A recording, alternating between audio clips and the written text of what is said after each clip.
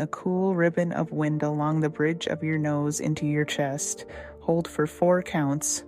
1, 2, 3, 4. So your heart taps very softly like a spoon touching the rim of a cup, reminding you, I am here. Exhale through your mouth for 5 counts. 1, 2, 3, 4, 5. Loosen the shoulders and let every worry drift out like a thin smoke. Repeat a few rounds in your own rhythm.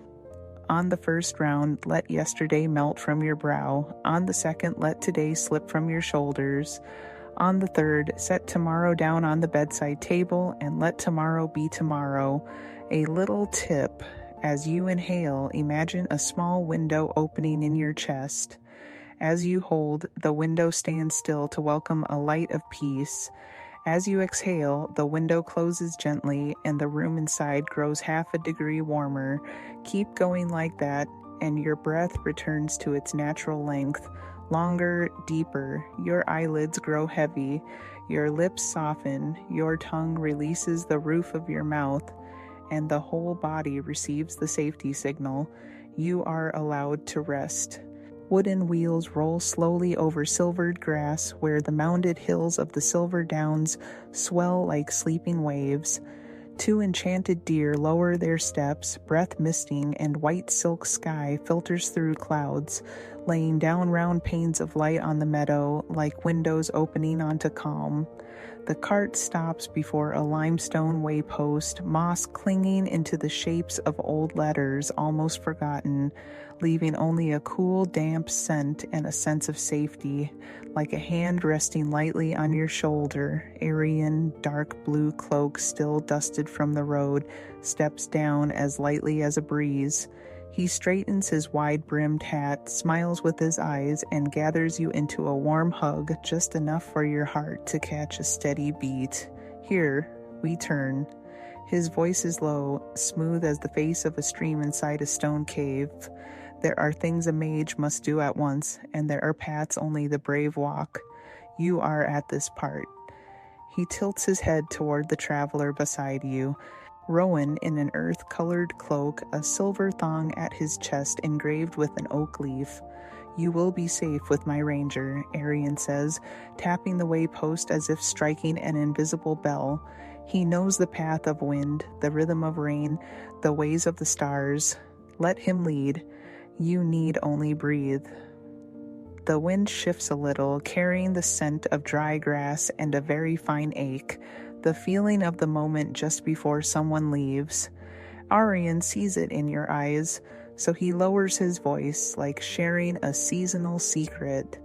When the maples turn copper, when early night hangs lower and kitchen smoke writes thin letters across the sky, autumn will call me back through your lands. Look west at sunset. If you see birds and an arrowhead, that is the sign near at hand.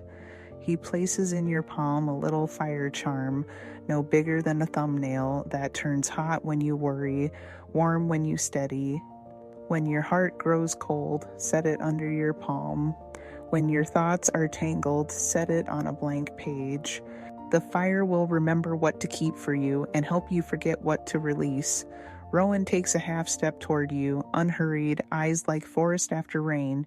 Come, he says quietly, his voice deep but gentle. A storm is rolling behind the hills. I know a shelter of stone, snug with a hearth. The thick cloak he settles over your shoulders weighs as much as a promise, heavy enough for reassurance, not heavy on the heart. Aryan steps back, climbs to the driver's bench, and tips his hat. Do not fear, he reminds you. We go so that we can return better. The cart moves, the 2 deer leap into haze. Hooves touch grass without a sound, leaving only a trail of bright dust that fades like chalk in air. You stand at the fork, hand closing on the fire charm as it warms. At the exact moment, a chill wind slips along your neck. Beside you, Rowan sets a light, reassuring hand at your elbow. We will cross the meadow, go down to the silver brook, and reach a wind-tight cave, he says. All you need tonight is one step, then one breath. You nod. The Silver Downs crossroad stays behind like a sentence with a full stop. Ahead, the narrow path opens, grass leaning aside for 2 feet to pass, and far above it seems the sky itself nods in quiet agreement. You brush the stone post, its moss cool as water in shade, and for a heartbeat, the old carvings wake like letters just roused. A few curved signs, a dot like a star, a slant like a bird's wing tipping into wind. You cannot read the meaning, but you understand the feeling. This place has witnessed many gentle partings, many timely returns, and the moss holds thread stitches of memory for all of these hills. Wind bells from somewhere far fold into the sound of grass, meeting grass, becoming a curious rhythm, not urging, only reminding your feet to move. You look after the cart once more, now only a smudge at the hill's edge, and notice there is no hollow drop inside you, like in hurried farewells of the past, but a kind of soft space, like a chair still warm after the beloved rises to fetch more tea. That space is not lonely, it is simply the place kept for a meeting again, and the thought lets your shoulders fall 0.5 millimeter and your breath unwittingly lengthen. Rowan reads you with the economy of someone who has lived long in the woods and knows silence can be a form of asking. He nods as if he has heard the answer that needs no voice. Then he adjusts the edge of the pine weave cloak at your shoulder, so lightly that the clasp clicks like a dewdrop breaking, and suddenly you notice the warm resin of pine threading through the weave, mingling with silver grass and the faintest hint of sage kept in his pocket, the scent of safety woven from very simple things. The seasons when it changes aloft. The cloud face draws in like gray wool gathered by a skilled hand, thickening to the western rim where Arian told you to look at dusk. Imagining the arrow flock makes you smile, not because you believe in omens, but because you like having a signal meant just for you, a little cipher the universe conspires to share with an old teacher. The fire charm in your hand is warm enough that your fingers do not seek your pocket. You turn it over and see on the back a fine grain, like a tiny fingertip, and you think perhaps Arian marked it with his private magic. Not to track you, but to remind you, I am here, only from the unseen side. You begin to walk. The silver downs grass keeps its own paths, soft curves and absorbed bends, as if the meadow has often had to make way for stories passing through, and now continues to yield without question. With every step you hear swish and susurrus, sometimes a minute tick like a leftover fleck of sun cracking under your soul.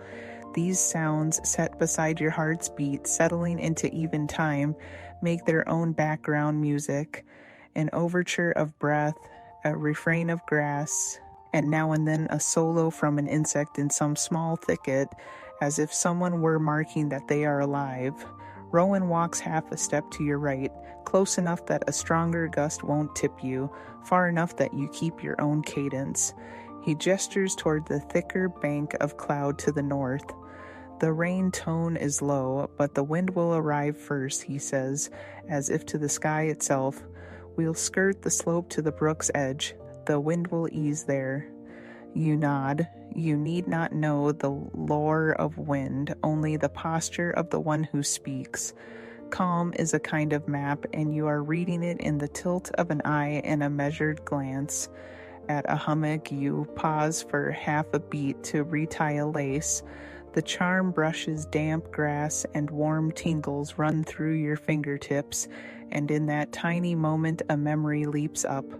Long ago, before every time you left home, you slipped a pebble into your pocket to remember the way back. Tonight you carry fire instead of stone, still a wayfinder, but for the road within. You tuck the charm into the left pocket, where it will lie near the heart, and you want to try Arian's instruction.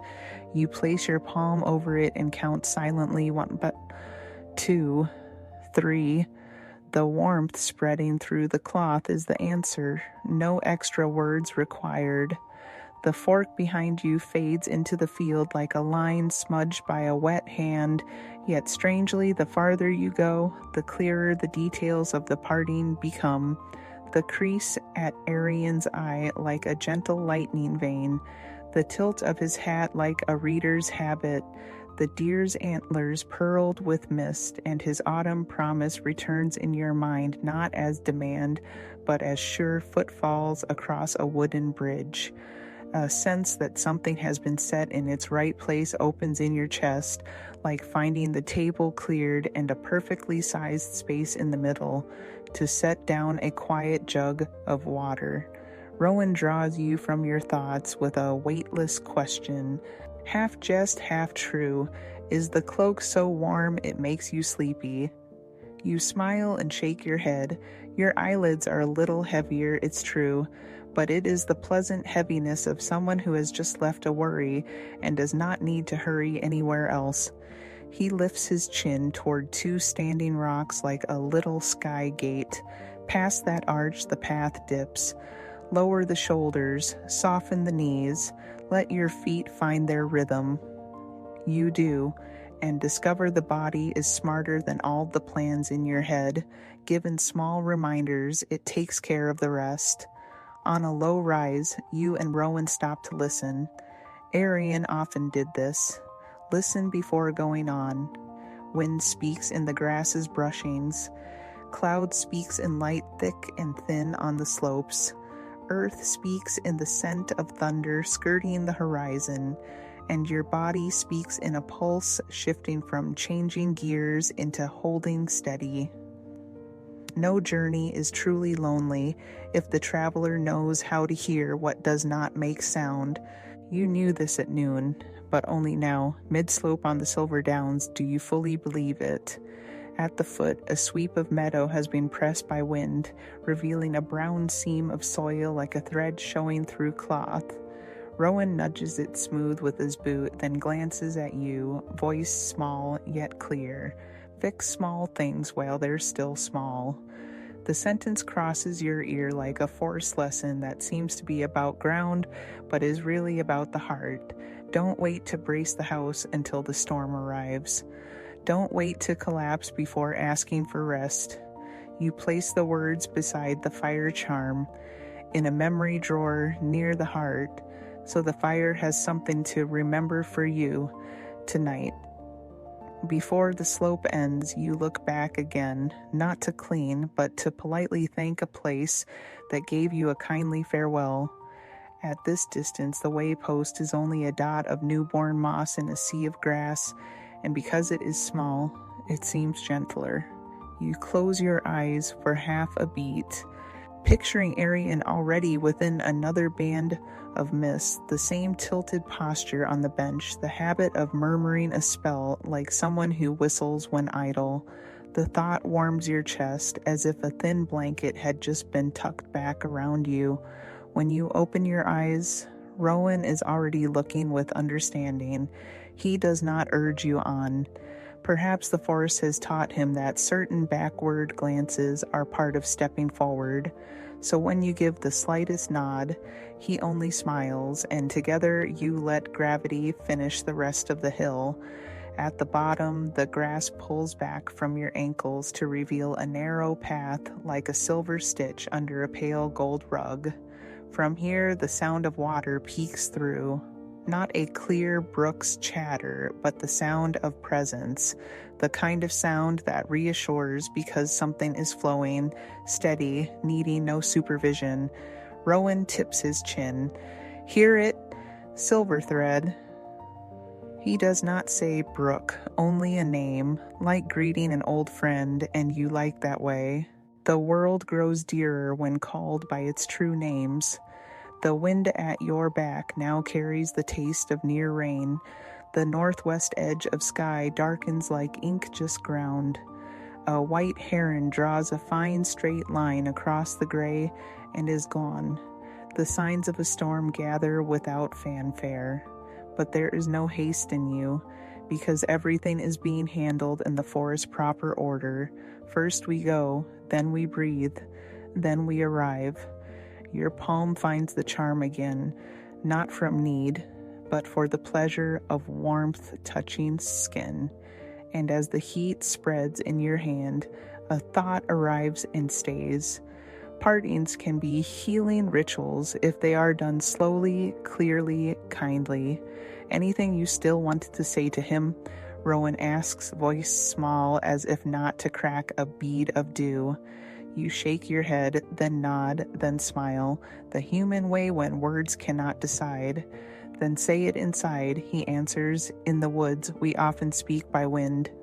You do, sending one simple line, see you in autumn, like a tiny kite for the breeze to carry. Oddly, after saying it, your head feels a gram lighter, just enough to ease your brow. The path grows smoother underfoot, as if the meadow itself wants to make it easy now that your heart is calm. Rowan shows you how to switch the water flask from hand to balance your shoulders and reminds you, don't prove strength by carrying lopsided. A simple phrase that touches a deeper part of you, the part that once strained too hard to be seen. You exhale long and file that sentence beside Arian's in a freshly opened drawer. Then, as you both turn past a lichen-draped cluster of stones, you know you have left the crossroads, not by distance, but by quiet. Behind is a dim point of light, ahead a silver thread of water waiting. Between them you carry a fire charm, a warm pine cloak, and the counsel, one step, then one breath. You do just that. Step, breathe. Step, breathe. Let each pair be a stitch that hymns, close the edge of the old day, and opens the edge of the new night. Firm yet soft, fine yet strong. The silver downs crossroads in the end does not vanish. It simply moves house from the field into your chest, becoming a quiet marker. A teacher tipping his hat, a friend's hand at your elbow, a promise falling like a red leaf, and you, between them, learning to leave without losing, to begin without rushing. And within that lesson, you clearly hear yourself say, very softly, as if answering the whole meadow, I am ready. Rowan adjusts your shoulder strap, forest brown eyes calm as a lake after rain. He opens a waxed canvas bag and brings out a deep moss cloak edged with a fine silver stitch like moon thread. The pine weave cloak, woven from young pine fibers aired in dew for 7 nights, tempered with amber resin and a pinch of hearth ash from laughter-warm houses. Wear it, Rowan says softly, voice low and warm. It doesn't only shed rain. It remembers the wearer's breath. He drapes it over you. The fabric touches your skin like a hand that already knows your story, knows the places where your heart climbs at the end of a long day. New pine scent passes, clean, cool, with a little honey, and at once a line of warmth runs down the nape to the shoulders and pours into your chest like a small brazier just lit. Let your body give the thanks in place of praise. At the brow, warmth gathers scattered thoughts into a round morsel of quiet. At the shoulders, the weight of must try harder drops from bone and turns into the just right heft of a thick first winter blanket. In the chest, the heartbeat slows half a beat and opens like a window newly oiled. In the belly, breath moves without catching, only fullness. In hands and feet, warmth reaches the very tips, like a small fire glowing from within, not hot, only soft. Rowan smiles when he hears your breath lengthen. Pine weave hides 3 little charms in its seams, he explains, fingers at the edge. Keep warm when winds shift, keep dry when rains fall, and keep calm when the heart starts to storm. If the night blows hard, just lift the hood and close your eyes for 3 counts. The cloak will remind your body how to come home. You raise the hood, its edge drops like a kind fog. The world outside does not vanish. It only softens into a gentle backdrop. Grass still rustles, clouds still move, but at the center you stand steady like a trunk with deep roots. Rowan angles his head toward the path slanting down the hill. "Let's go," he says. "Let the cloak carry the wind part, and you carry the peace." You follow. Pineweave rests on your shoulders with the weight of a promise kept, heavy enough to remember, light enough to walk, and with each step the ground seems softer, giving way so your feet can find the easy tempo that belongs to you.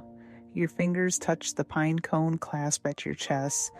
The surface is smooth as stream stones, but if you feel more closely, there are fine wood rings, like year lines of a tree seasoned by many winds. Rowan shows you how to tune the cloak with 3 light taps, one for warmth, one for dryness, one for calm, each tap making a tiny ting that only the body hears, like a very small bell in the chest. When the heart begins to ripple, he says, touch here and name one ordinary thing: the smell of grass, the color of cloud, the sound of steps. The cloak will help you anchor. You try it, name the resin scent, and instantly wild honey notes grow clearer and closer, as if someone had opened a jar. Name the color of cloud, and the silk gray above spreads evenly, its dark streaks no longer tugging at the heart. Name the sound of steps, and your tread in the grass becomes a mid-drum, not too loud, not too soft, perfect for a purposeless walk that exists only to walk together. The cloak has hidden pocket, Rowan reminds you, drawing back the inner edge. You see a secret seam where a small sachet is tied with flax string. Inside are sage leaves, 2 cardamom seeds, and a pinch of resin. He says it changes scent with the weather, warmer when cold, cooler when close, like a considerate friend who always adjusts so you feel at ease. And here, he taps the shoulder where a little memory band is stitched. Whenever your breathing is quiet, it will store a trace of rhythm from the day. When later you're tired, a small pull returns that trace as an even warmth, like opening a notebook where a peaceful afternoon has already been written. Rowan says, only this notebook knows how to hug. A light wind rises. The cloak answers with a slight shift of drape, hugging closer at the waist and loosening at the chest, as if an invisible tailor is shaping it to your breath. That care makes you understand why forest goers can be alone for many days, because they are not truly alone. They are with tools that keep their word: the knife, the flask, the cloak. You think of cloaks from other years, memories of hurried trips, and feel pineweave opening a different kind. The memory of slowness, of steps meant not to prove, but to certify that you are here. Rowan teaches one more small secret. Choose a rhythm word to walk with the cloak. Everyone has one, he says.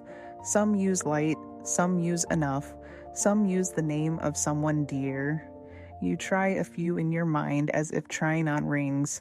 Light, enough, ease. At last, enough settles at the base of your throat, like a mint that melts slowly and cools the chest. With each step, you whisper enough. Your shoulders drop, your stride grows gentle, your gaze widens. A northern gust slides across, carrying the smell of new rain and a fine chill like a newly honed blade. Pineweave senses it before you. The fabric at the shoulders thickens a thread. The hood lowers another half notch, and the seam along the spine warms as if a hand had been laid there. You don't feel struck. You feel met in advance, like a house that lights its porch before the guest reaches the gate. The cloak will grow a little heavier if you worry, Rowan says. That's how it reminds you to stop and breathe. When you breathe evenly, it grows lighter. You smile, feeling the weight subtly change with your mind, a wordless conversation between body and thing, the kind of conversation the city often drowns in noise. You pause, inhale slow, hold 4, exhale 5. By the 3rd round, the weight lifts half a notch, and you can almost hear pineweave breathing with you. You pass a break of ferns. Fronds brush the hem and leave dim beads like tiny glass. They don't soak in, they roll, gather at the edge, and fall to the grass with the smallest tick. You watch, counting that sound like early rain, and you feel yourself, the cloak, the hills, and your companion quiet enough to hear one another. Rowan says that long ago, the pine weavers sang as they threaded each stitch a line of peace. Peace, peace. They said a cloak woven in silence is strong, but a cloak woven with a gentle heart is the one that knows how to embrace. You find your hand resting on your chest where cloth meets skin, where the old song might already lie like a seed waiting for your breath to water it. You tug the hood one notch lower, the brim kisses your brows, and the world narrows to a smaller frame that is deeper. Before you, a path dusted in silver light, on either side a trim border of low grass, farther off a fine curtain of rain drawing from the horizon. In this frame everything matches. The moss green of the cloak with the slope's hues, the pine with the earth, your footfall with the wind's measure, and your thoughts, once scattered like a flock, settle on one branch, still. Let the cloak remind you of simple things, Rowan murmurs, as if not to wake a gentle creature sleeping in your heart. Eat when hungry, rest when tired, warm when cold, when sad, stand still and breathe. You do not have to defeat this night, you only need to go with it. You nod, feeling the words break into little glints, slipping into each thread, each fold, each rung of breath. And suddenly the idea of being protected is no longer vague. It is warmth you can touch, weight you can measure, quiet you can hear. The slope eases open, and below a band of silver water begins to glint. Pine weave hugs you softly as if to say it's time to change tempo, and Rowan, with the nod of someone who knows enough, points toward that bright seam. Silver thread is waiting. The cloak will carry the wind, I'll carry the water, and you carry the breath. You smile, and in that smile the cloak seems to smile back. The fabric loosens, the pine cone clasp twinkles a little, as if it too understands that from here the journey will be gentler because you wear a small home upon your shoulders. The valley opens like a fleece blanket laid under tender sun. Summerfold meadow. Tall grass brushes your knees, whispering like silk sleeves touching in a quiet room. A low wind slips by carrying warm straw, clean earth, and a faint honey trail from tiny white blossoms trembling for bees. Along the horizon, a few lone oaks keep watch, their crowns as round as clouds come down to rest midday. Rowan makes a small gesture. Here we are, prism berries. He parts the grass to reveal the edge of a dense thicket. Fruit grows in tiny clusters, each cluster like a handful of scattered beads in many colors. Oil sheened, plum purple, soft glowing honey gold, cool stone blue, and a deep red like the last edge of sunset still clinging to the sky. A thin layer of light slips through the clouds, crowning each berry with a small halo that flickers like fireflies.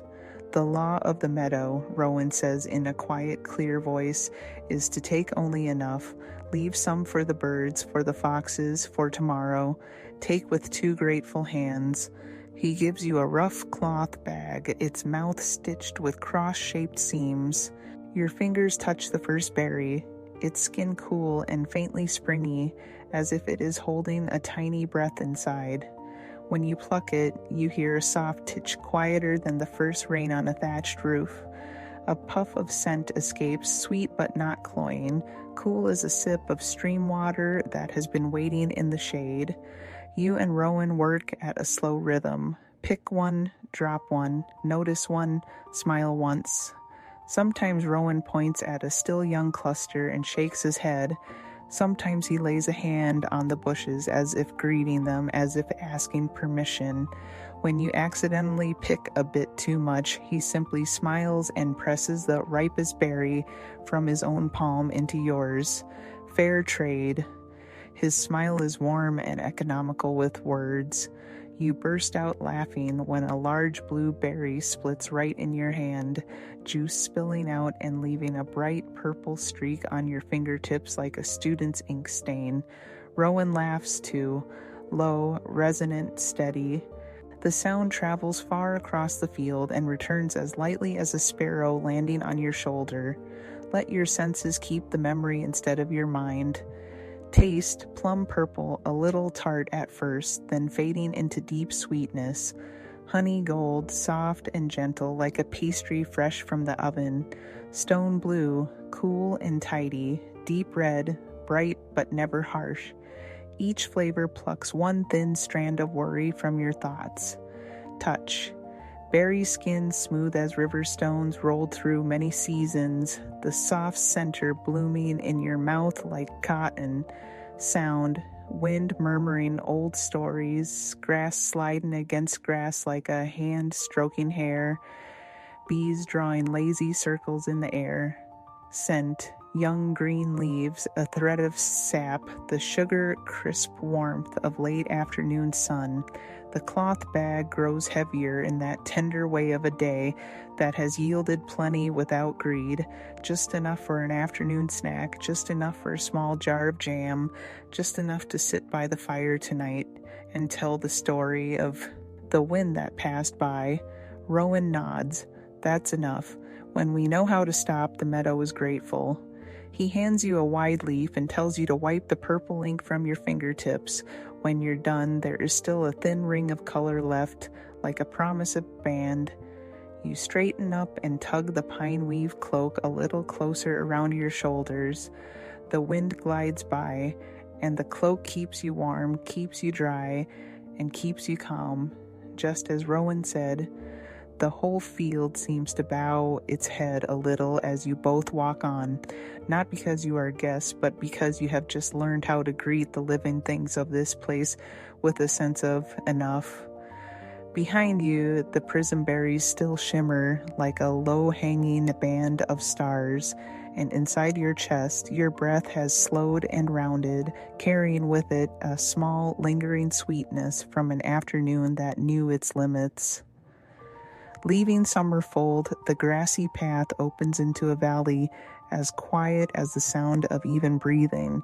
In that green heart, Silver Thread Brook runs lightly like a silver strand drawn straight between steady hands. The water's surface flat and smooth, sliding over pale ivory stones and leaving behind a thin trail of light like a secret smile. Near the bank, low yellow flowers sway, their thin petals trembling in the wind. Above, clouds are stacked in thick cotton layers, casting a soft light like a sheer curtain. Rowan raises his hand in signal. "We'll rest here," he says softly, his voice settling on the water. He kneels at the edge and cups his hands into a small bowl. The stream fills them, so cool that your skin almost hears the faintest ting of glass touching glass. You copy him, dipping your hands into the current, letting that intelligent cold climb your wrists, slip along your forearms, and open a path straight to your chest, where your heart is ready to slow its rhythm. The first gulp is clear and gentle, leaving behind the taste of clean stone and deep shade. Drink slowly, Rowan reminds you, so your body has time to believe you are safe. You take another sip and feel the pine weave cloak hug your shoulders a little more warmly, like a scarf that knows how to listen. On the left bank, a family of dragonflies loops in lazy circles. Their thin wings catch silver light for an instant, then vanish again, like beautiful memories that appear just long enough, then obediently return to where they belong. Rowan opens his pack and takes out 2 small leather flasks. He rinses them in the stream, turning each neck with a quiet rhythm. You feel as though each soft swirl is thinning a layer of worry from the air. Together you fill them unhurried, no spilled drops, and the stoppers close with a gentle click. He hands one to you. Carry a part of the brook with you, not to store up fear, but to remember that peace has a flavor. Let your body store this moment in very concrete ways. Temperature, the cool of water touching your skin, and the warmth of the cloak on your shoulders combining into the perfect balance of warm and cool. Sound, water whispering over stone, grass rubbing softly against itself, your breath moving in and out like a thread slipping through the eye of a needle. Scent, fresh moss, wet rock, and the faint line of honey still on your fingertips from the prism berries. Touch, your palms after the water feel as if they've been gently polished. Joints loosen, shoulders descend another half fraction. Rowan wets a linen cloth and hands it to you to wipe your forehead. The storm will still come, he says with a small smile, but we've brought a piece of the sky in our flasks. You nod, not out of courtesy, but because in this moment you understand that water does more than quench thirst. It teaches you how to slip gently through the world, to wrap around stones, to slip past rapids, to keep your own clear nature even when everything around you changes color. Before leaving the bank, you bend down, dip your fingertips into the current, and draw a small circle on the surface. A silver ring of light opens and then closes again, like a secret doorway reserved for those who know how to walk slowly. You adjust the strap of the flask, pull the pine weave cloak close at your throat, and cross the pale stones with Rowan, each step firm and gentle, like a period at the end of a long, soft sentence that has just finished saying everything it needed to say. Ahead, the path climbs a mossy slope. Behind, silver thread keeps murmuring, promising that if you are ever thirsty, all you need to remember is the smell of clean stone, and you'll find your way back. Up over the mossy rise, the path narrows to a green thread between two shoulders of rock. The smell of earth after dampness rises lightly, warm as a hand resting at the nape of your neck. Ahead, a curtain of moss hangs down like a rain-dyed drape covering the cave mouth. Rowan lifts it gently, and you see Emberstone Hollow inside, the cave's belly round like a stone bowl carved with care, its walls freckled with tiny quartz crystals, catching the last leftover daylight and holding it as a gentle amber glow. The rain arrives just as you step in. The first drop hits the canopy with the soft tick, then rushes into 1,000 threads weaving thickly together. Inside, the air is dry and warm, like an answer prepared in advance. Rowan kneels and opens a leather pouch, a few sticks of dry pine, a bundle of wild mint, a fire striker, and 2 pre-split pieces of wood. He builds the fire in a triangle, laying thin curls of bark at the bottom like a chorus whispering beneath the melody. Stone clicks on stone. Sparks fly out like bursts of fireflies. Ting, ting, until one shy flame reaches the dry bark, flares, and settles into soft gold. You slip the pine weave cloak from your shoulders and roll it into a pillow. The cloth holds the warmth like a blanket just brought in from the line. Rowan sets a small pot on 3 stones and drops in the mint leaves. The fresh scent opens your sinuses like a window, letting a cool, clean breeze pass through. Firelight licks the cave walls, scattering 1,000 amber motes into the air, each one a little nod. You've reached a safe shore. Let your body memorize this rain shelter in very slow order. Sound. Outside, rain plays on the forest roof. Inside, the fire hums. The 2 rhythms stack like drum and flute, both syncing to your heartbeat. Light. The fire's edges are soft, never glaring. Your shadow on the wall is like a large leaf gently breathing. Scent. Hot mint, pine resin, warm stone. A sweet trace of prism berries still clinging to your fingertips has now turned into the scent of memory. Touch. The fine sand under the cloak. Fingers no longer tensing, your neck fully cradled by the rolled fabric, your shoulders sinking another half fraction. Rowan hands you a wooden cup. Sip slowly so your body knows it is safe now. The first swallow slides down your throat, warm as fire speaking. The second opens your chest. The third lays a smooth stone called calm right in the center of your heart. He draws another piece of wood into the flames, his smile reaching the corners of his eyes. The storm will pass. We are here. This fire is enough for two people and all the stories we carry. You watch the flame. It doesn't flare wildly. It simply endures.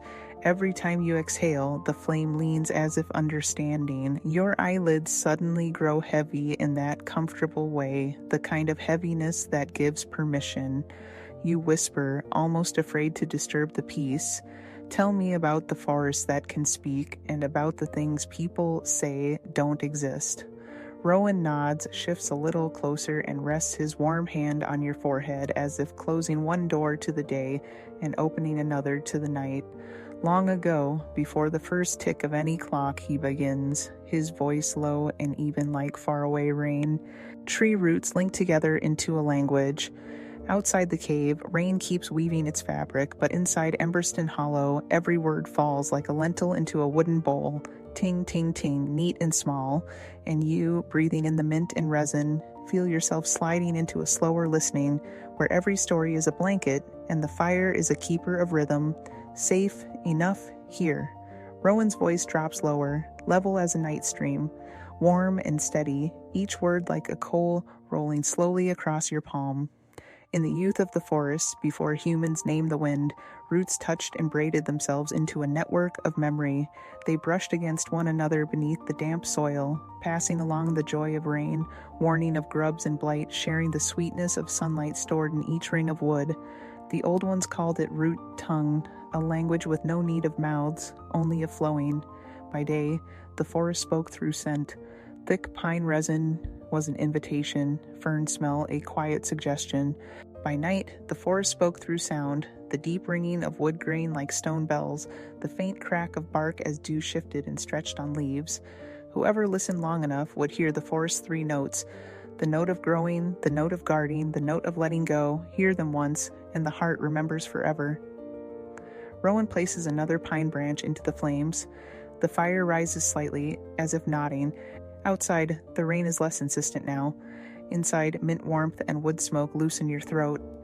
In the age of root tongue, he continues, in a valley where the moon stooped low to the treetops, there was a court of light called the Gleam Court. No throne, no ink-written laws. The Gleam Court ruled by grace. Whatever helped the forest breathe easier was right. Whatever tore its roots was wrong. The Fae there were no larger than a human palm living in hollows and cracks of stone, yet they understood the grand mechanics of nature the way a master carpenter understands a house's frame. They lit fireflies as lamps, spun spider silk into curtains, and trimmed pine cone scales into doors. Every dawn, they used the dew gathered on grass tips to wash scars from tree trunks. Every dusk, they sang a wordless song to draw the sun down slower, giving late birds time to reach their nests. You tilt your head slightly, feeling the cloak pillow support your neck perfectly. The fire opens an orange petal. Rowan smiles as if reading the question in your eyes. The Gleam Court kept a tradition. On the first full moon of the year, the entire court gathered at the roots of Evermere, the ancient tree in the valley's heart. They laid 3 offerings of the forest upon its roots: seed, water, and light. Seed for the promise of new life, water for the loyalty of hidden springs, light for wisdom collected across the seasons. In return, the forest gifted them 3 rights: to hear the storm before it broke, to track the footprints of delight and of danger, and to touch the dreams of wanderers so they could soothe them into rest. Rowan pauses just long enough for the distant rain to flatten into a thin, gentle backdrop. You hear the wood softly crackling, hear your heart beat slow by another tiny fraction. And then came the long sleep era, he says quietly. Not a curse, just the tiredness of a world that had told too many stories to too few who listened. The trees began to doze, root tongue slowed. The Gleam Court thinned like silk stretched too long in the sun. They withdrew deeper in, letting the forest fold itself into silence. Humans said there are no fae, no talking woods. But silence is not absence. Silence is how the forest heals. Your fingertip traces the rim of the wooden cup. Warmth travels along your skin like a wandering line of light. Rowan leans closer, lowering his voice as if opening a secret. There is a small ritual the Gleam Court taught to anyone who came to the forest with a quiet heart. They called it Listen 3. First rhythm, you place your palm on the ground without asking for anything, only so the earth knows you are here. Second rhythm, you set down one thing that has grown too heavy, not with a long story, just by naming it and letting it touch the soil. Third rhythm, you promise to take a little less than you could, a fruit less, a branch less, one step less. When you do this properly, the earth warms just a little under your hand. That is when root tongue opens a crack. Just a crack is enough to hear. The water inside the trunk changing rooms, the moss shifting places, the roots greeting each other good evening. And where is the Gleam Court now? You ask, your voice slowly lowering to match the fire. In places with more leaf prints than footprints, Rowan chuckles. In Glen Lowfire, where fireflies arrive late. Under Spirethorn, when the wind changes suddenly before rain. On Moonstep Flats, where the moon passes without wetting the grass. Arian and I have seen them. Not head on, but out of the corner of the eye, a speck of light turning against the wind, a tiny door closing without a breeze, a song without notes yet pulsing with rhythm. If the chance appears, I'll take you to the 9th root of Evermere, where the Gleam Court left carvings fine as hair. 3 interlocking circles, the sign of listening, placing, letting but go. He points at the fire, where 3 stones have naturally stacked in that shape. See? The forest is still teaching. It's only speaking more softly now. Whoever walks slowly will hear. Outside, the rain has faded to a thin drizzle, thunder far away like someone yawning in the night. In the cave, the fire has calmed a notch, casting equal-sized golden halos on the stone walls like the heartbeat has settled into an easy rhythm. Rowan closes the tale as gently as closing a soft-backed book. Remember this, my friend. The forest does not demand belief, it only invites listening. And the Gleam Court needs no praise. They only need one traveler to pass by, take enough, set something down, and breathe. When you do those 3 things, the things that do not exist appear like shoulders that have finally stopped tensing, not magic, just alignment. You answer with a long breath that has no purpose except to be breathed. A kind warmth runs from the base of your skull to your shoulders. At the edge of consciousness, you think you hear a very thin cord, leaves adjusting themselves, roots touching, water moving below, root tongue quietly checking the rhythm of your sleep. Rowan tucks another light blanket over you, his hand resting a moment on your forehead as if sealing a promise. Tonight, the force will keep watch with us, and just before you sink under, you see a tiny phosphorescent glow slide across your peripheral vision, pause at the moss curtain, then vanish. Just long enough for your heart to jot down a note. The Gleam Court passed by, quietly. Now the night has settled itself at the cave's threshold. The fire has curled into a small orange blossom, breathing softly, and the rain outside is nothing more than fingers tapping lightly on the water's surface. You lie on your side, head resting on the pine weave cloak, shoulders sinking into the warm ground, and I will walk you through one very short stretch of road, just enough for your body to remember that resting is a skill too. Inhale through your nose, slow, thin, hold for just the tiniest beat. Exhale through your mouth, a little longer, like blowing on an ember to make it glow once before it dims. It is safe to rest now. Let your forehead soften like a lake just after the ripples stop.